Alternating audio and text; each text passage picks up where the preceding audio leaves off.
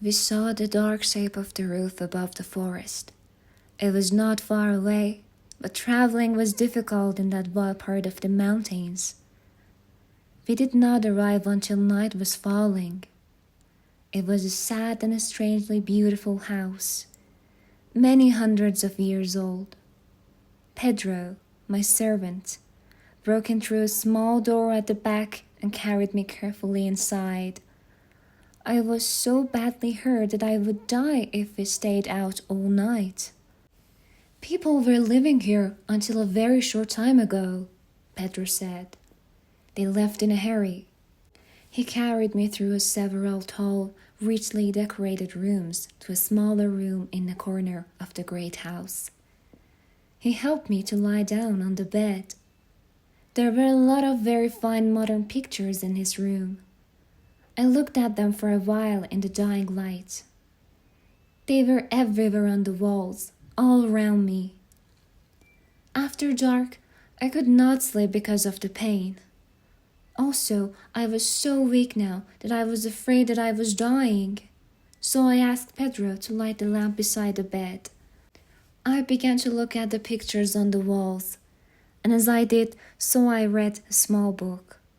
I found this book on the bed next to me. It described all the pictures in the room, one by one, and told their stories. I looked and read for a long time, and the hours passed quickly. Midnight came and went. My eyes became more and more tired, and soon I found it hard to read the words on the page. So I reached out. This was painful and difficult, and moved the lamp closer. Now the lamp's light fell in a different part of the room, a part that was in deep shadow until then. I saw more pictures, and among them there was a portrait of a young woman. As soon as I saw it, I closed my eyes. Keeping my eyes closed, I tried to understand why. Why did I suddenly close my eyes like that? Then I realized I did it to give myself time. I needed time to think. Was I sure that I really saw what I thought I saw? Was I dreaming? No, I was suddenly very awake. I waited until I was calm again. Then I opened my eyes and looked a second time. No, there was no mistake. My eyes were seeing what they saw the first time, only seconds before. The picture, as I said, was a portrait. It was oval in shape and showed the head and shoulders of a young woman. It was the finest and the most beautiful painting that I have ever seen, and I know I never ever saw a woman as beautiful as her. But it was not her beauty that shook me so suddenly from my half-asleep, and it was not the beauty of the painter's work that excited me in such a strange way. I stayed for perhaps an hour, half sitting, half lying, never taking my eyes off the portrait. Then at last I understood. At last I realized what the true secret of the picture was, and I fell back in the bed again.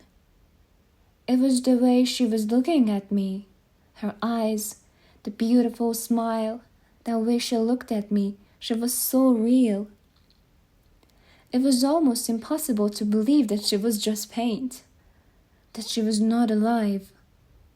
The first time I looked at the portrait, I simply could not believe what my eyes were seeing, but now I felt a very different feeling growing inside me.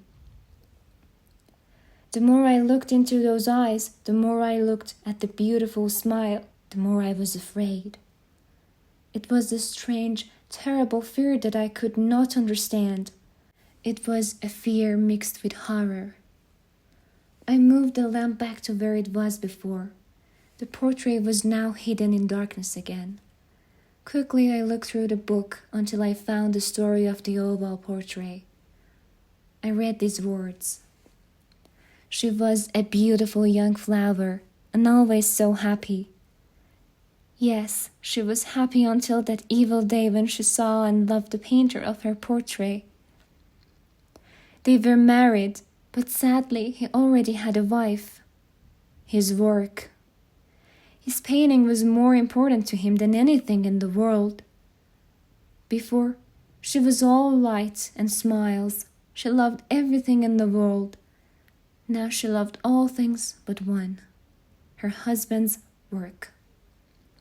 His painting was her only enemy, and she began to hate the painting that kept her husband away from her. And so it was a terrible thing when he told her that he wanted to paint his young wife's portrait. For weeks she sat in the tall, dark room while he worked. He was a silent man, always working, always lost in his wild, secret dreams. She sat still, always smiling, never moving, while he painted her hour after hour, day after day. He did not see that she was growing weaker with every day. He never noticed that she was not healthy anymore and not happy anymore. The change was happening in front of his eyes, but he did not see it. But she went on smiling. She never stopped smiling because she saw that her husband, who was now very famous, enjoyed his work so much. He worked day and night painting the portrait of the young woman he loved. And as he painted, the woman who loved him grew slowly weaker and sadder. Several people saw the half-finished picture. They told the painter how wonderful it was, speaking softly as he worked. They said the portrait showed how much he loved his beautiful wife. Silently, she sat in front of her husband and his visitors, hearing and seeing nothing now. The work was coming near an end. He did not welcome visitors in the room anymore. A terrible fire was burning inside him now. He was wild, almost mad with his work. His eyes almost never left the painting now, even to look at his wife's face. Her face was as white as snow. The painter did not see that the colors he was painting were no longer there in her real face. Many more weeks passed, until one day, in the middle of winter, he finished the portrait. He touched the last paint onto her lips. He put the last thin line of color on an eye. Then he stood back and looked at the finished work. As he looked, he began to shake. All color left his face. With his eyes on the portrait, he cried out to the world, "This woman is not made of paint. She is alive." Then he turned suddenly to look at the woman he loved so much. She was dead.